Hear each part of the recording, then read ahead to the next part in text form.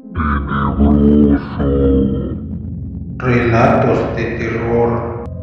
Suscríbete al canal. La Matlaciega. Cuenta una leyenda que en Miahuatlán de Porfirio Díaz, Oaxaca, don Antonio era un poblador de aquel lugar, quien aconsejaba a su hijo a que se portara bien y dejara esa vida de tahúr que llevaba. Juan era un hombre que, al ser inmaduro y con toda la juventud por vivir, ponía oídos sordos a lo que su padre le decía. Juan era mujeriego, parrandero y jugador. Tenía un amor en cada pueblo y dejaba hijos regados por toda la región. Se aprovechaba de que era descendiente de extranjeros. Su bisabuelo francés había dejado descendencia en esas tierras y él, al ser de la mezcla de extranjero y oaxaqueño, había heredado el color y los ojos de aquel francés. Su porte elegante y su 1,80 de estatura lo hacían irresistible con las mujeres. En plena juventud, Juan era de todo menos trabajador. Su padre lo consideraba la oveja negra de la familia. Le encantaba el trago y era muy conocido en las cantinas de los pueblos aledaños. Un día de enero, cuando se llevaba a cabo las fiestas de la población vecina al pueblo, Juan era uno de los primeros en arribar. Los juegos de azar y las apuestas en peleas de gallos eran su pasión, por lo que no podía faltar. Se alistaba Juan para salir en la noche. Su ropa limpia, su sombrero y sus botas vaqueras lo hacían lucir como todo un jinete. Su caballo lo esperaba y su 45 abultaba su cintura. En ancas del caballo se dirigió a la fiesta que ya iniciaba al rayar la noche. Una vez que arribó, bajó del caballo y se dispuso a disfrutar de la noche. En la cantina, una mesa ya lo esperaba en ella. También lo esperaban 3 sujetos mal encarados. Se notaba su mala pinta a lo lejos. Juan, ignorando el miedo y decidido a ganar la partida de cartas, se sentó en una silla y el juego inició. Las apuestas eran de cantidades fuertes. Los tipos se notaban verdaderos tahúres. Los primeros juegos Juan los ganó, lo cual le dio mucha seguridad, pero los siguientes los perdió todos. En su bolsillo ya no tenía ni un billete más. Aquellos hombres sonreían, notando que Juan ya no portaba nada. Juan, con gran pesar, pidió otra oportunidad y apostó su caballo, el cual perdió. Entonces puso sobre la mesa su 45. En la apuesta también la perdió. Ya no tenía nada que apostar. Todo lo había perdido. En aquella mesa se hizo un profundo silencio, y Juan, al ver la cara de aquellos tipos, prefirió dejar la mesa y afuera lo acompañó el sujeto que le había ganado el caballo. Y una vez fuera, Juan le entregó aquel bello corcel al sujeto aquel. Después de eso, todo agüitado se retiró a ver la verbena que se efectuaba en la plaza de la ciudad. En aquel lugar, un amigo lo vio y le invitó unas copas en la cantina del pueblo. Juan pidió una botella de mezcal. Entre la plática se acabaron otro par de botellas. Ya la madrugada se acercaba y aquel amigo se despidió y se retiró para irse a su casa. Juan, aún envalentonado y con el coraje de la pérdida de sus pertenencias, se tomó toda la botella. El cantinero casi lo corre del lugar al decirle que ya estaba por cerrar. Juan, aún con media botella de mezcal, se fue caminando por aquellos caminos de Dios. Su casa aún le quedaba lejos, a varios kilómetros de distancia. Esa noche era más oscura de lo común. Juan caminaba por las calles del pueblo. Pudo ver que en una esquina se encontraba una joven vestida de blanco. Muy bonita ella. Al verla, por la cabeza de Juan pasaron varias ideas pecaminosas, y no dudó en ir tras la joven. Cuando ella volteó y lo vio, pareció sonreírle. Esa señal Juan no la desaprovecharía y dando tumbos caminó por el sendero que conducía al bosque. Ya casi alcanzaba a aquella joven. Juan casi corría. De pronto la alcanzó. Ella sonreía de una forma que Juan podía ver que él le gustaba. Eso lo hacía sentir más seguro de la conquista.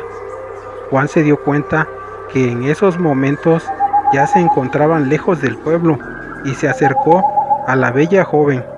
Casi la besa y ella, como jugando, corrió por el sendero que conducía hacia el bosque. Juan, con toda la adrenalina y la mezcla de alcohol en la sangre, se sentía eufórico y como niño con juguete nuevo, corrió detrás de la chica. Pero por más que corría, no la alcanzaba. De pronto, Juan tropezó y cayó al fondo de un barranco. El acantilado era profundo y sintió sus huesos crujir.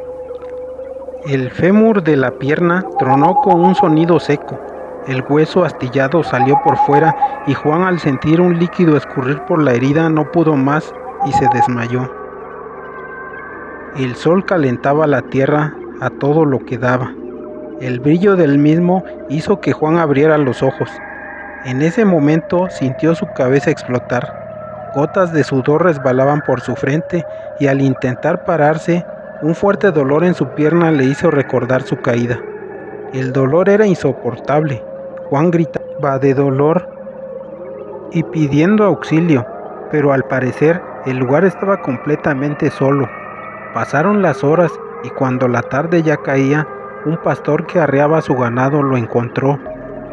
Juan le pidió ayuda y cuando anochecía, su padre y otros hombres lo fueron a rescatar. Lo amarraron en una camilla que fabricaron con palos y una cobija y así lo trasladaron al pueblo. Ya en casa, un médico lo entablilló y la curación tardó varios días sin cerrar. En esos tiempos la medicina no estaba tan avanzada como ahora. Las secuelas lo hicieron que cojeara al caminar. El relato de Juan acerca de lo sucedido conmocionó a sus padres.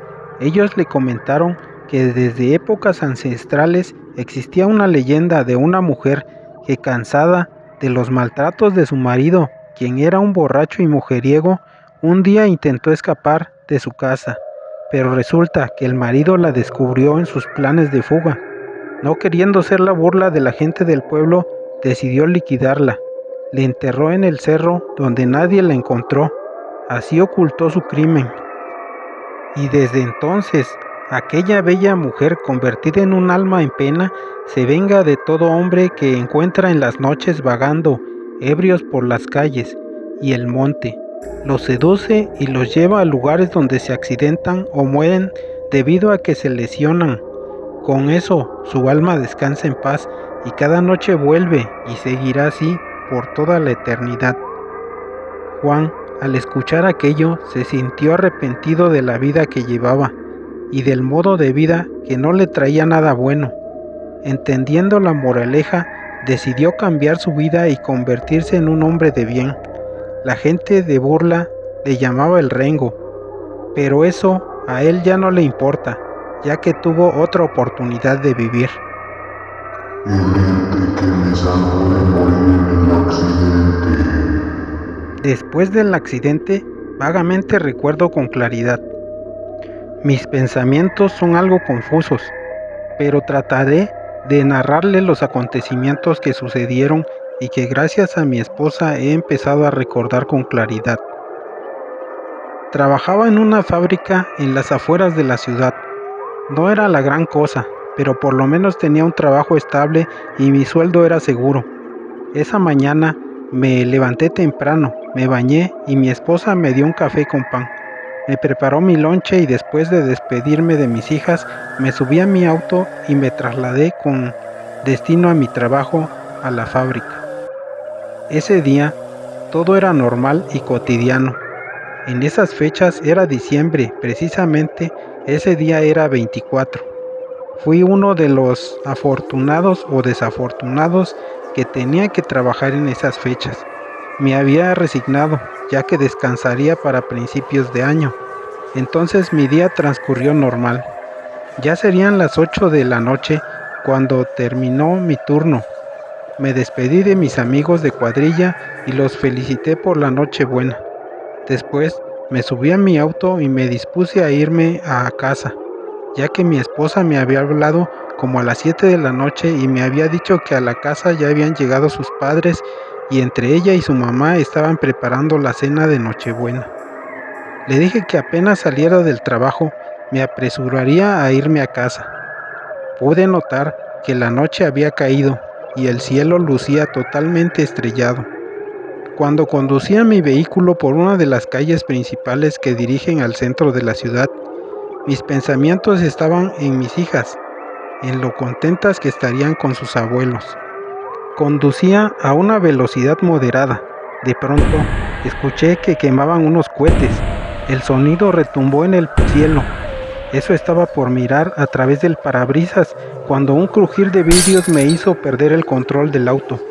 Tarde me daba cuenta que lo que tronaba era mi parabrisas del auto.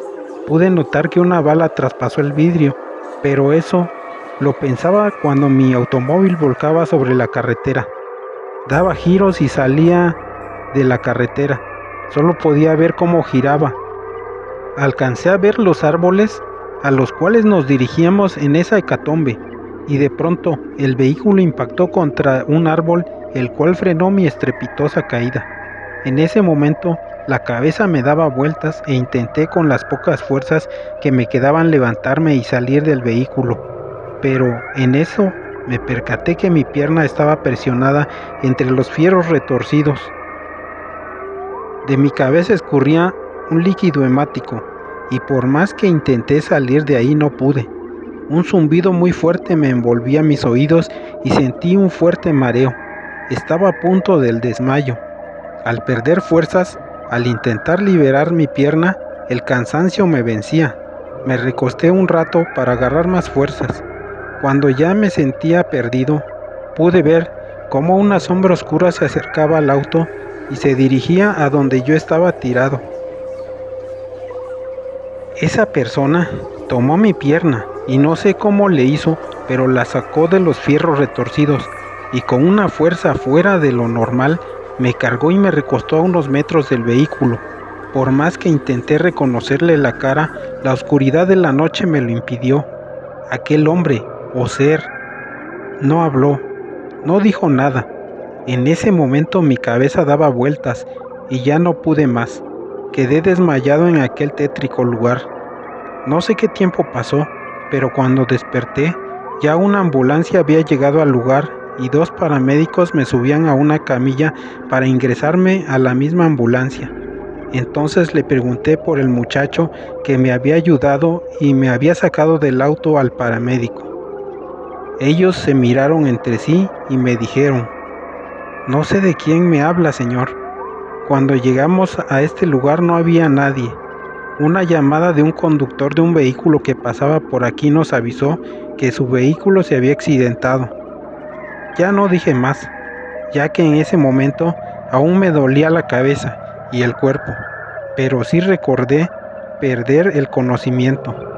Esa noche fui ingresado al hospital, donde de inmediato me operaron de la pierna, la cual presentaba fracturas. Además tenía varias contusiones en la cabeza y en el cuerpo. Mi esposa ya se encontraba en el hospital y eso me hizo sentirme un poco más mejor. Le comenté a mi esposa que no tenía muy claras mis ideas del día en que fue el accidente, pero sí recordaba al hombre que me sacó del auto. Cuando me cargó y me sacó, sentí una energía muy positiva y en ningún momento desconfié. Sentí que tal vez era un ángel o un buen samaritano.